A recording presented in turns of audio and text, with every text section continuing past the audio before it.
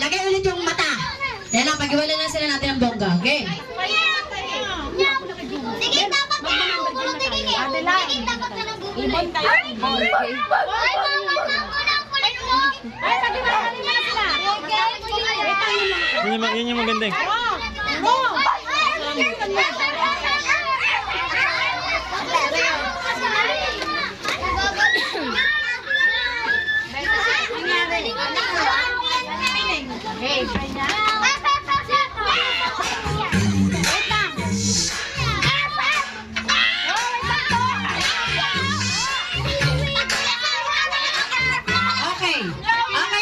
Para meron tayong preba kung sino yung mga aso family dito. Kasi aso family.